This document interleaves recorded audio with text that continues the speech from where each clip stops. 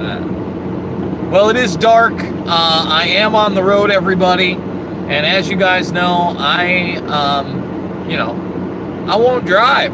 I won't drive. I won't fly. And the airlines don't really care because they're bringing in the automation nation. That's why they're truly not really worried about these pilots. And we live in the post-truth world, right? So the Bilderberg Group back in the day, not too long ago, I believe it was in 2018, one of their last meetings, one of the topics of conversation was this post-truth world. And their cover for the quote-unquote post-truth world is trying to blame myself and others for creating the misinformation era for trying to tell the truth about 9/11 and other events. But their post-truth world is the cartoonish actions of saying things like when the Southwest incident happened, they said it was weather, and thousands of flights were canceled, but no other airline was having problem with weather. And now American Airlines, right? They're saying high winds. Oh yeah, and a lot of people aren't showing up when they obviously correlate with the mandates. And we had, obviously Bill de Blasio is no longer going to be the mayor. I don't know where we're at with Virginia, but it looks like that Republican guy beat the incumbent.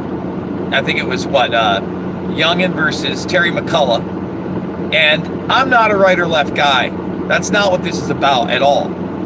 But it's about the backlash of the people against the obvious lies we're being told. Like, many of you know I don't really weigh in on quote-unquote critical race theory, okay? And one of the big reasons is I try to stay away from the culture war stuff. And other than, the culture war stuff in the idea of them literally rewriting the definitions of words, which is as Orwellian as it gets, I have never been somebody that has talked about race issue.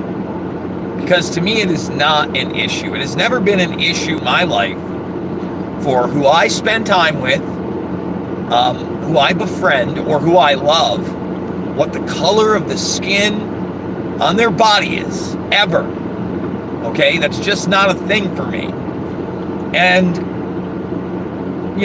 I know some of you know, I would assume others don't, but, my nieces are black girls.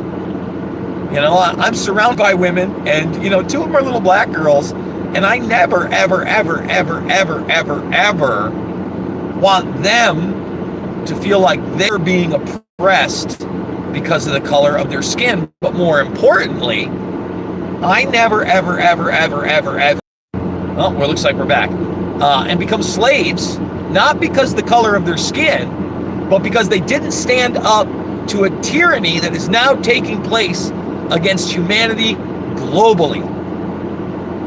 And all these airheads out there that are still going along with the mainstream narratives that are being put out by the Predator class and the COVID-19 84 crew have to get a grip on reality, man. Do you guys think that I wouldn't rather have just caught a flight to New York rather than driving 14 plus hours from Iowa?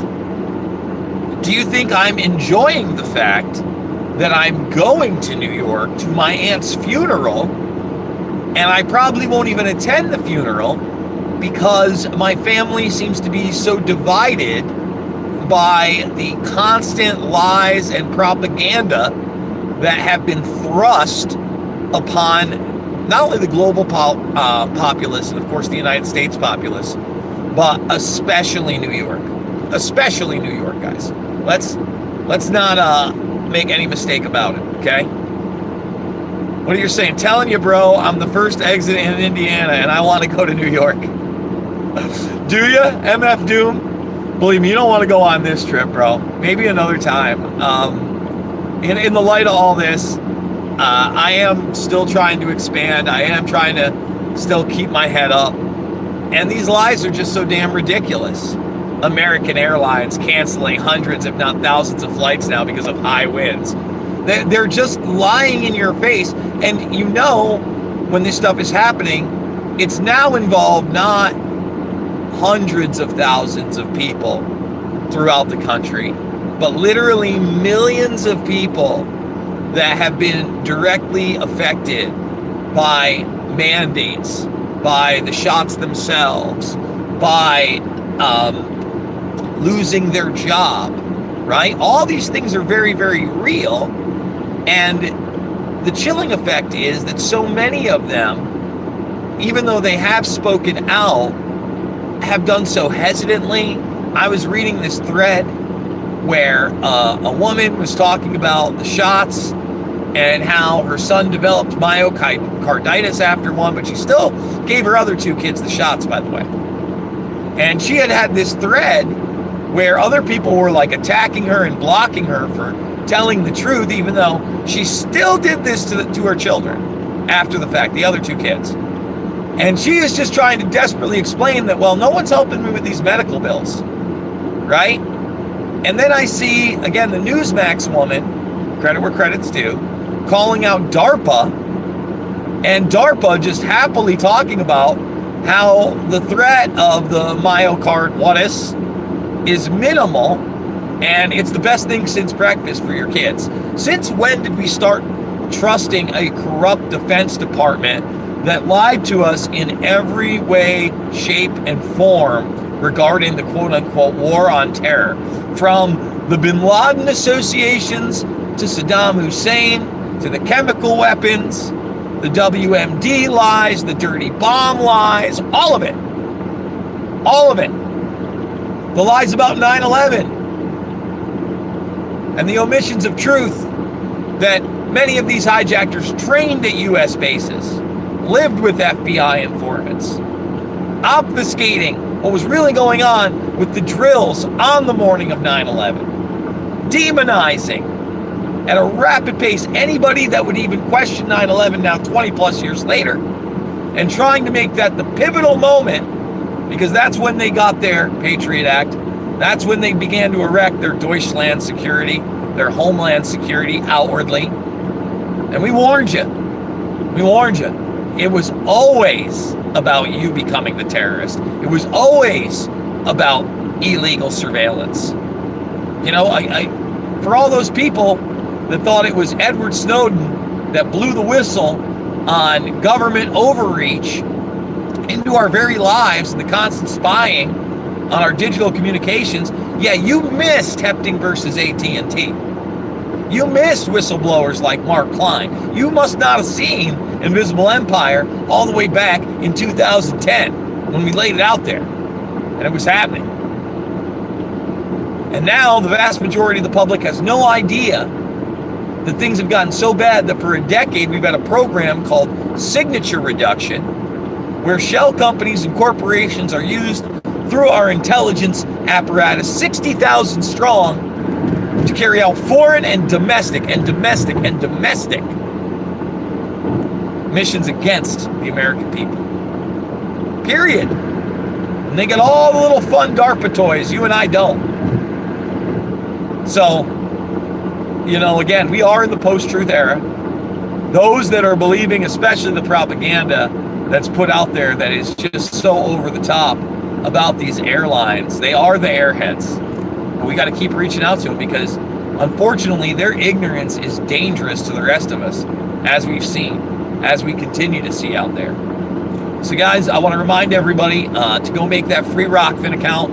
A lot of good exclusive stuff there for free right now, such as the full 40-plus Whitney Webb, 40-plus minute Whitney Webb interview, and the 10-minute exclusive. Now, I do encourage you to go check out all of Mixed Martial Mindset yesterday, even though John Fitch didn't join us. It was, I thought, a pretty damn good episode.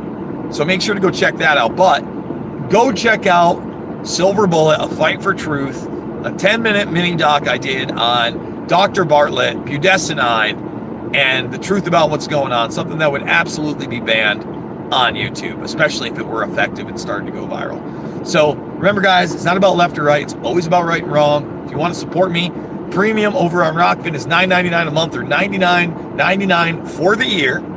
And you endorse Jason Burmis, you get everybody's premium content, or direct donations through the GoFundMe. Now that the GoFundMe has actually gone through and gotten hooked into my business account, God bless it, we're up and rolling. And I got some documentation today on that building. It really looks like it's coming into fruition, and I'm trying. I folks, before Christmas, I want to be taking you through my building, even if it's a shell of what it's going to be, and showing you how we're getting ready to gear up and go Burmis Brigade 2.0 on this mother trucker. And I couldn't do it without you guys. So I love you, and I will see you all on the flip side as I head back to New York.